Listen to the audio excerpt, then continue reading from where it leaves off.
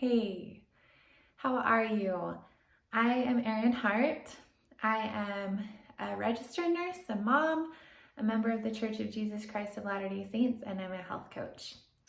And in today's video, we're going to be talking about overcoming perfectionism, especially during the weight loss phase. And this is something I think that a lot of us struggle with.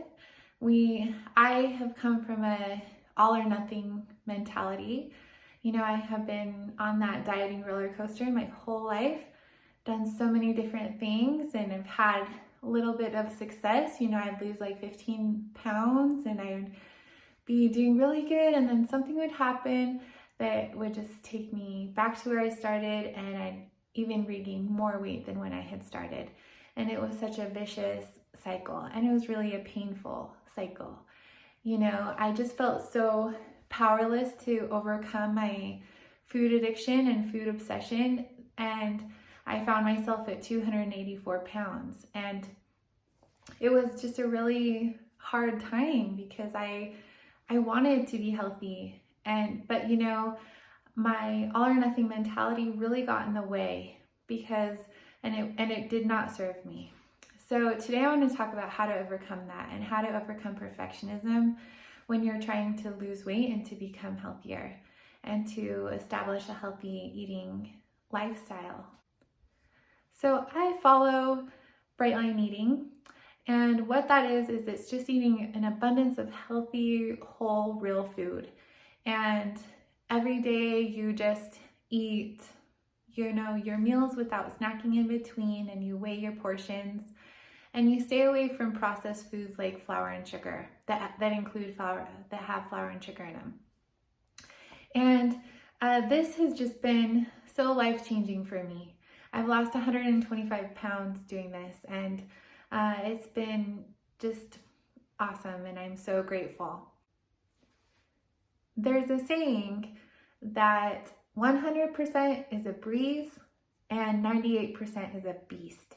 And I think that that is so true when we're trying to lose weight and to keep it off.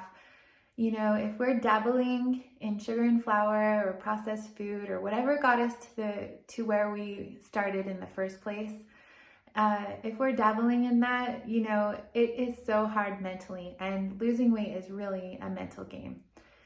So I definitely recommend trying to follow the program 100% and not going off track. But having said that, we are all human, and I don't think that perfection is a healthy standard. You know, it is easier to be 100% all in and eating healthy all the time, and I think that that should be our goal, but we need to realize that we are human and that we're not perfect, but we can still be successful and make amazing lifestyle changes. What I think that is the most important when you're pursuing a weight loss plan is to just realize that you don't have to be perfect, but you do need to be unstoppable.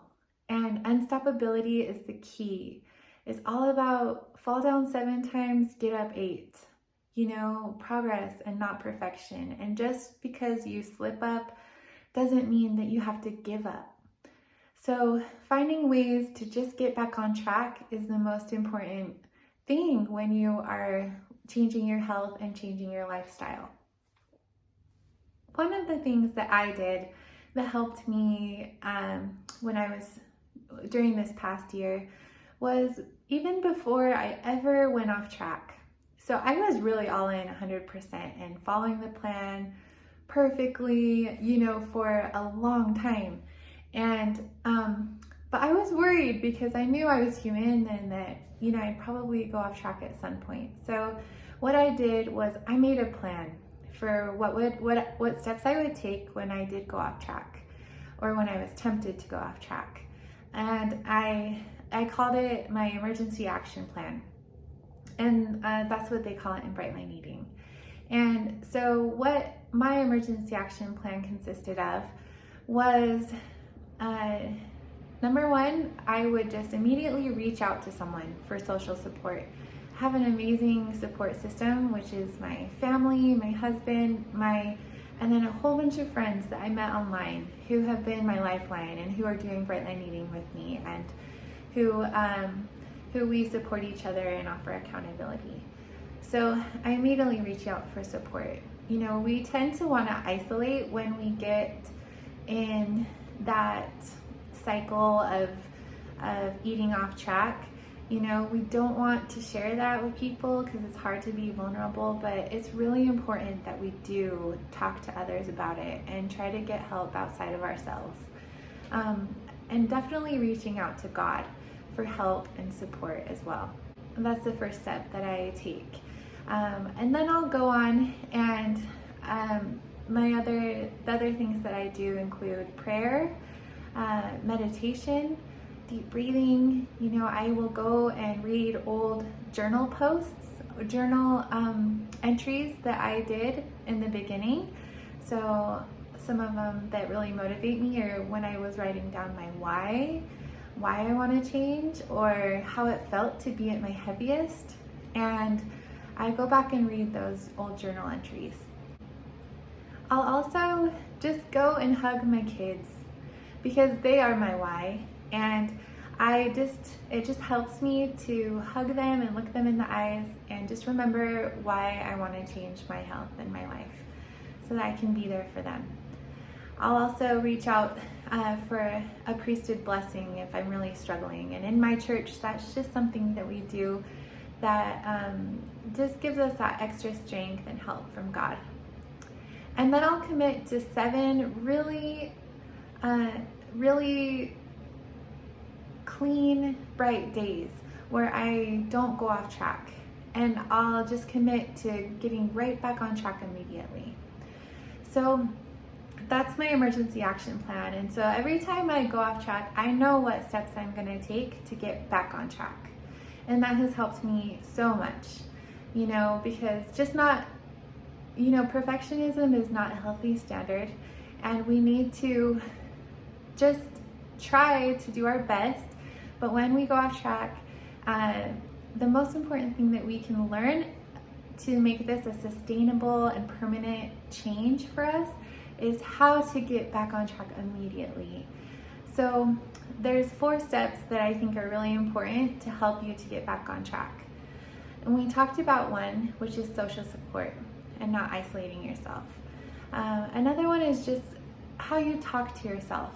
You know, what are your thoughts in that moment when you are tempted to go off track, when you do go off track? You know, get rid of the shame and get rid of the guilt. Don't make it such a big deal. Just realize that you're human, be kind to yourself, and talk to yourself as you would a friend who is going through the same struggle. You also don't want to wait to get back on track. It's really important to just get back on your plan immediately and not wait until Monday, not wait until the weekend's over, or not struggle with this for months. To help to prevent that, you just immediately go back to your plan. The next meal, the next bite even, but for sure by the next day. And you need to just make that your habit and then commit to, you know, a certain amount of bright days. Sorry, there's a fly. And then seek the lesson. You know, what triggered this break, and just try to learn a little bit about yourself. You know, like, what are some things that you could do differently next time to avoid that situation? You know, how did it feel before, during, and after when you were doing it? Try to just, you know, process it a little bit and try to seek the lesson and to learn about yourself. This is just part of, you know, experimenting and trying to discover what works for you and what doesn't work for you. So at this point in my journey, I have been doing this, eating this way, no sugar, no flour, 3 meals a day without snacking between, and weighed portions. I've been doing this for 415 days, and it's such a miracle to me, and I've been able to achieve my goal and to be living in this goal for several months now, and it just feels so good and it's so worth it, you know. So it does become easier, and the more we do it, the easier it becomes. So don't give up and just keep trying, you know, just get right back on track, but make it immediate. Don't let it snowball and become a big problem where you just are really struggling to get back on track at all. And you know, even don't take that first bite off plan. That's a really good reason not to go at this 98% of the time or 90% of the time, because it's so much harder mentally. If you can just go all in and try to be 100% all in, that is awesome. But when you do slip up, or if you do, or if you're tempted to, have a plan in place of what you'll do to get back on track, and be kind to yourself. And just realize that you are worthy, you are great, you are doing everything right, and it's fine. Don't make a big deal of it, but just learn from it. And I wanted to share this amazing quote that I love, that I read in an app I have called the Food for Thought app. And it says this: every time I say no to the craving for just one small extra bite, I become stronger. Every time I give in, I weaken myself, and I make it harder to say no the next time. Abstinence from compulsive overeating is made up of many small decisions. We gradually acquire the knowledge of what we can handle and what we should avoid. Let's see. This knowledge applies to situations and attitudes as well as food. And as we work our program and make the right decisions, we gain strength. Since none of us is perfect, we do not need to become discouraged when we make mistakes. We are learning how to live, and our failures teach us more than our successes.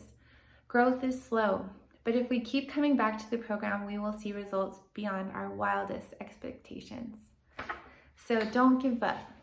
If you keep coming back to the program, you're going to see amazing transformational results, and you can do it. It is possible. If I can do it, anyone can.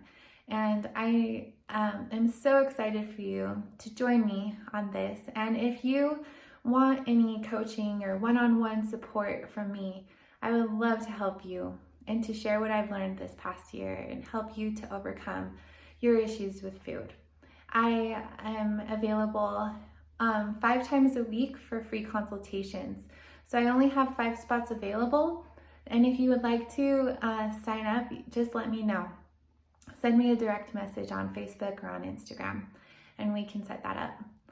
But just hang in there. I am on social media, Facebook and Instagram. You can follow me. I post daily, lots of tips and tricks and inspiration there, as well as I post weekly videos there and also on YouTube. So please like and subscribe to my channel, and it will help me to grow and to reach more people, to get the message out that there really is hope and that it is possible to achieve the impossible. Have a great day. Talk to you soon.